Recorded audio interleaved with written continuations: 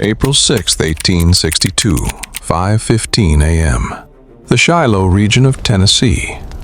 Under a thick veil of fog, thousands of Union soldiers warm themselves by their breakfast fires, sipping coffee. Most are inexperienced recruits who have never fired a single shot in their lives. From the depths of the forest, the songs of birds suddenly stop. And then, through the mist, tens of thousands of gray shadows emerge. The Confederate Army launches one of the greatest surprise attacks in history. Bullets tear through breakfast tents as Union soldiers scatter in panic. It is complete chaos, a total rout.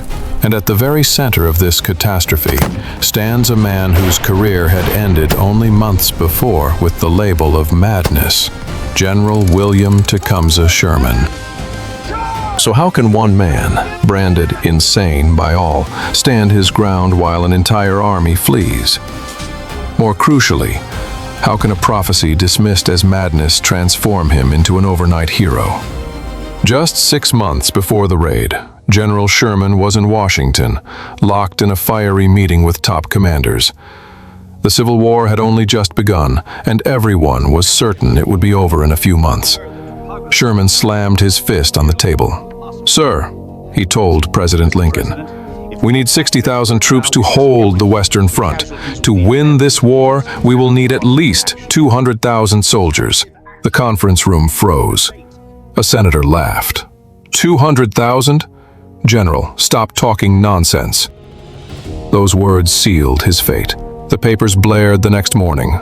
General Sherman has lost his mind. A dangerous madman. Sherman suffered a severe nervous breakdown, was removed from command, and soon became known as Crazy Sherman. No one had believed his prophecy, not until that bloody dawn at Shiloh. At Shiloh, Sherman's mad prophecy was coming true in the form of 44,000 Confederate bayonets.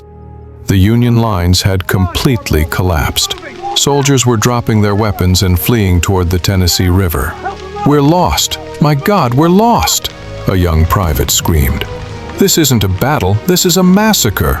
Even the officers were seized by panic. But Sherman did not run. Mounted on his horse, cigar in hand, he stood tall in the eye of the storm. In the first assault wave, a bullet grazed his hand. Staring at the blood, he turned to his aide and calmly said, "Give me a handkerchief." He wrapped his hand and urged his horse forward, right into the midst of his fleeing men. "Stop!" he shouted. "Face the enemy. This is not Kentucky. If you run now, they'll chase you clear to Tennessee and shoot you like dogs. Stand here and fight." His icy calm, his outright crazy courage slowed the panic. The scattered soldiers hesitated when they saw their general hadn't budged an inch. That day, 3 horses were shot from under Sherman. His coat was riddled with bullet holes.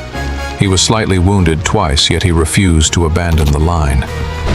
The man they called mad was single-handedly preventing the Army's total collapse.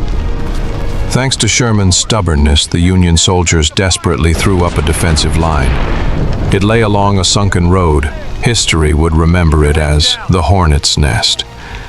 The Confederate Army attacked that line for hours, 12 times in all. But the Union men dug in along that road and fired. The place became pure hell. Confederate artillery massed 62 guns on that single point. The forest roared like the orchestra of hell. A Confederate soldier would later write in his diary, "It was like firing into a beehive. You could hear nothing but the buzzing. Our lines advanced, fired, and melted away, as if they were walking into a furnace. Cannon shells were so dense they split the mighty oaks the men sheltered behind clean in two, as if they were pencils. Trees crashed down upon the soldiers. Yet that stand bought the Union Army vital hours. By late afternoon, the Hornet's Nest had fallen. The day was done, and the Union Army had lost. When night came, the scene was apocalyptic. A torrential rain poured down. Thousands of wounded groaned in the mud, crying for water. The Union force was jammed back to the riverbank where it had begun. Everything seemed finished. Army Commander General Ulysses S. Grant had just arrived at the front and was crushed by what he saw. Beneath the rain, he huddled at the base of an oak, struggling to light his cigar. Up rode Sherman, coat caked with mud and blood, hand bandaged, cigar drenched. It was one of the war's most iconic moments. Sherman looked into Grant's exhausted face. "Well, Grant," he said in a weary voice, "that was a hard day." Grant drew a deep pull on his cigar, glanced at the muck and gore, then turned calmly to Sherman. "Yes," he said, "but tomorrow we'll attack them and finish the job." Sherman had been waiting for that answer. He nodded. "That's exactly what I was thinking." That night, the fresh reinforcements Grant had been awaiting came across the river. At dawn the next morning, the roles were reversed. This time the attackers were Grant and Sherman.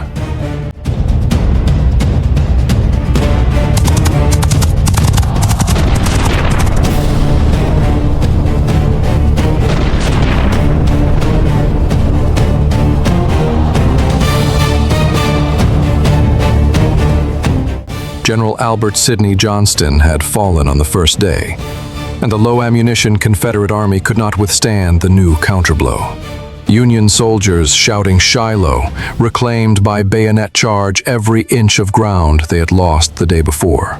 By early afternoon, the Confederate Army had withdrawn completely. Shiloh was won. But at what cost? In 2 days, over 23,000 men were dead, wounded, or missing, more than in all previous American wars combined. Sherman was vindicated. The war was no short, glorious adventure. It was a long, bloody, ruthless hell. The newspapers no longer called him crazy. They hailed him as the unshakable hero of Shiloh. Grant telegraphed the president, "Without Sherman, the army would have broken that day." Yet this heroism changed something forever in Sherman's soul. He realized the war would end swiftly only if fought with the most ruthless, terrifying force. Amid the ashes of Shiloh, Grant's most trusted sword was forged.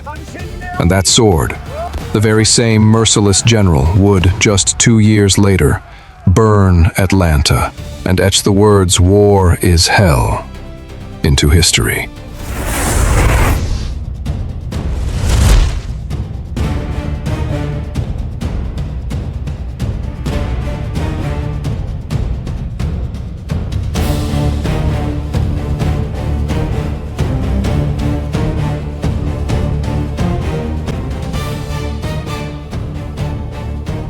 History cannot be rewritten, but on echoes through time, it lives again.